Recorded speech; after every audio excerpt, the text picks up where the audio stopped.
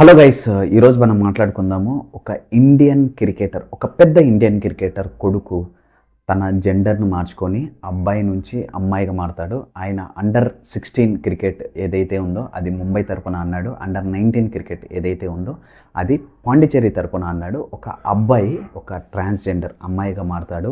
దానికి సంబంధించిన రీజన్స్ ఏంది, వాళ్ళ నాన్న గురించి.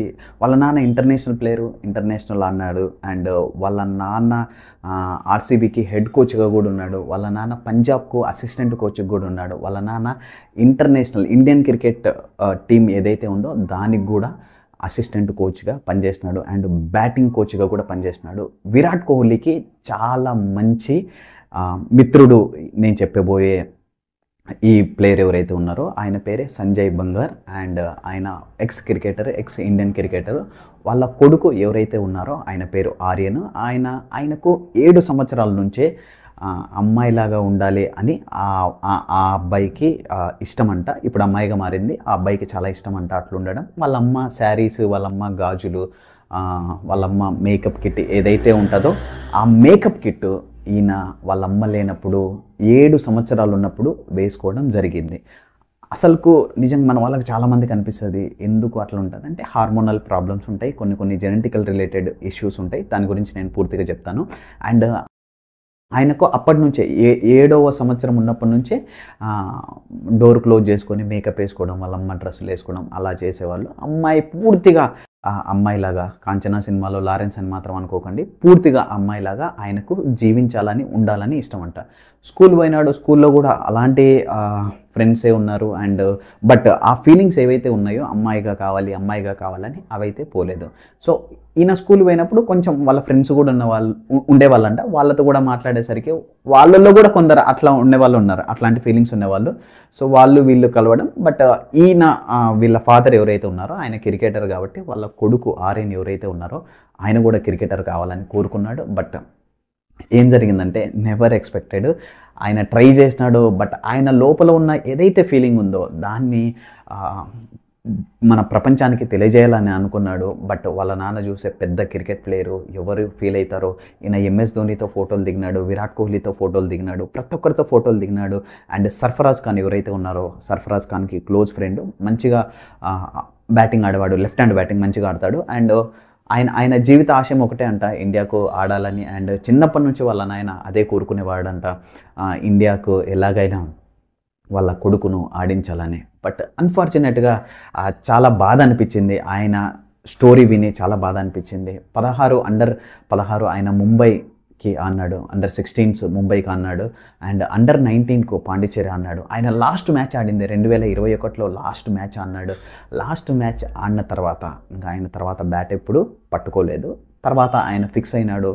లాక్డౌన్ వచ్చింది. లాక్డౌన్లో ఆయన ఆలోచించుకున్నాడు, ఏం చేయాలి, నేను ఈ విధంగా జీవించలేకపోతున్నాను, ఎందుకంటే నాకు అమ్మాయిలాగా బ్రతకాలని ఉంది, నేను ఎందుకు నన్ను నేను మార్చుకోకూడదు అని ఒక సైకాట్రిక్ని కన్సల్ట్ అయినాడు. ఆ సైకాట్రిక్, ఎవరైనా సైకాట్రిక్ వాళ్ళు ఏం చేస్తారంటే నీ ప్రీవియస్ హిస్టరీ ఏంది, నువ్వు ఎందుకు ఆలోచిస్తున్నావు, అండ్ రీజన్ ఏంటి నువ్వు అట్లా కావడానికి అని ఆమెను అడగడం జరిగింది. అప్పుడు ఆ డాక్టర్కి ఏమనిపించిందంటే ఆమె చెప్తున్న మాటలు ఏవైతే ఏదో కొంచెం డిప్రెషన్లో ఉండి ఆమె ఆ విధంగా మాట్లాడుతుంది కాబట్టి ఆమెకి ఆ అబ్బాయికి కొంచెం మెడికేషన్స్ అవసరం ఉంటాయని ఆమెను యాంటీ డిప్రెషన్ మెడికేషన్స్ ఏవైతే ఉంటాయో సైకాట్రిక్ రిలేటెడ్, డిప్రెషన్ ఎక్కువ ఉన్న వాళ్ళు కొంచెం ఏం చేస్తారో వాళ్ళకి తెలియదు కాబట్టి అట్లాంటి వాళ్ళకి ఇచ్చే మెడికేషన్ 6 నెలలు ఆమెకు ఆ మెడికేషన్స్ ఇవ్వడం జరిగింది. ఇచ్చిన తర్వాత వన్ ఫైన్ డే ఆమె ఆ మెడిసిన్ తీసుకోవడం బంద్ చేసింది.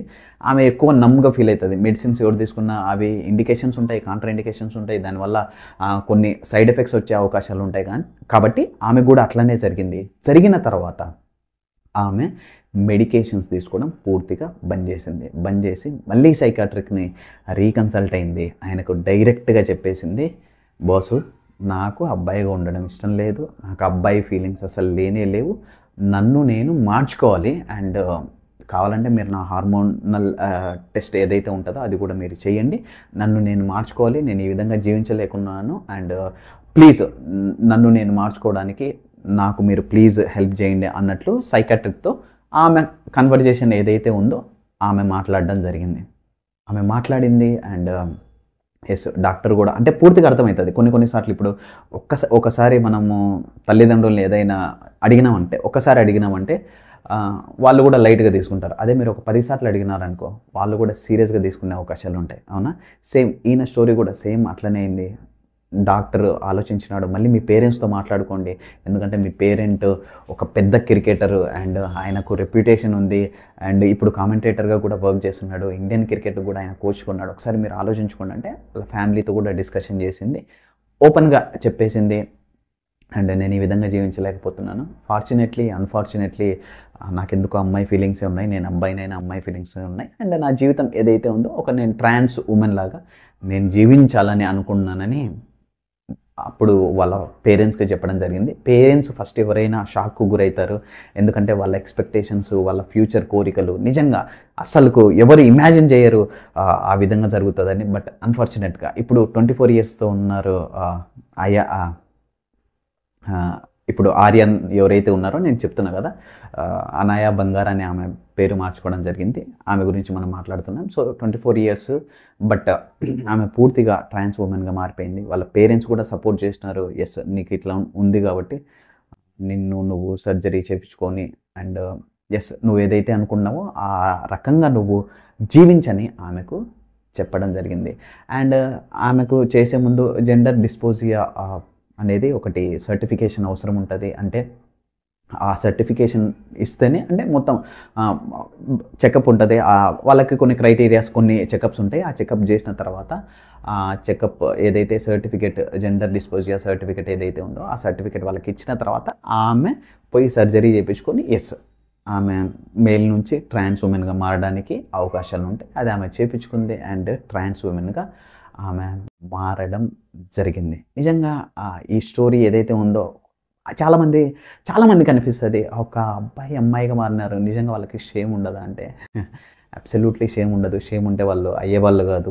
రీజన్ ఏంటంటే వాళ్ళ నిజస్వరూపం, అది వాళ్ళ నిజస్వరూపం. లోపల వాళ్ళకు ఫీలింగ్స్ ఉన్నాయి, అమ్మాయిలాగా జీవించాలని, బయటికి వాళ్ళు అబ్బాయిలాగా ఏ విధంగా జీవిస్తారు, అది హైలీ ఇంపాసిబుల్. కాబట్టి ఎస్ ఆమె యాంటీ డిప్రెషన్ తీసుకున్నప్పుడు కూడా ఆమె ఎప్పుడు అనుకునేదంట, ఎందుకు నేను తీసుకున్నాను, నాకేం డిప్రెషన్ లేదు కదా.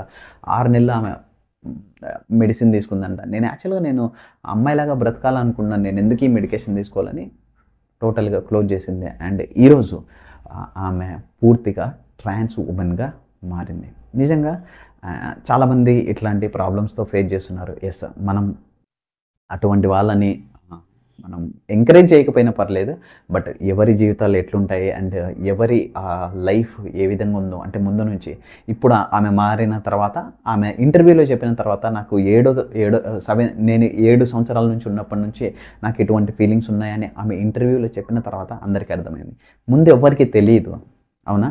సో ఓకే, ఒకవేళ మనకి నచ్చకపోవచ్చు, మనకు నచ్చకపోవచ్చు, ఇట్ డజంట్ మ్యాటర్, మనకు నచ్చాల్సిన అవసరం ఏమి ఉండదు. కానీ బట్ అలాంటి వాళ్ళని ఆ విధంగా వాళ్ళకే వాళ్ళు జీవించాలి, వాళ్ళ ఇష్ట ప్రకారం వాళ్ళు జీవించాలని అనుకుంటే as we always have to respect. And trans womens కానీ మెన్స్ కానీ ఎవరైనా వాళ్ళ ఇష్టపూర్వకంగా వాళ్ళు ఒక మంచి వేలో అండ్ వాళ్ళ ఇష్టంగా వాళ్ళు జీవించేటప్పుడు మనం సపోర్ట్ చేయకపోయినా పర్లేదు, కానీ అలాంటి వాళ్ళను క్రిటిసైజ్ చేయకుండా ఉంటే మంచిది. ఓకే, ఇలాంటి న్యూస్ ప్రతిరోజు నేను మీ ముందుకు తీసుకొని వస్తుంటాను. ఒకవేళ మీకు నా వీడియో నచ్చినట్లయితే ప్లీజ్ లైక్ చేయండి, సబ్స్క్రైబ్ చేయండి.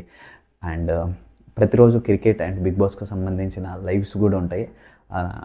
10 గంటలకు లైవ్ ఉంటుంది. ఒకవేళ మీకు ఇష్టమైతే ప్లీజ్ లైవ్ వీడియోస్ కూడా రండి. Thank you very much. Have a nice day.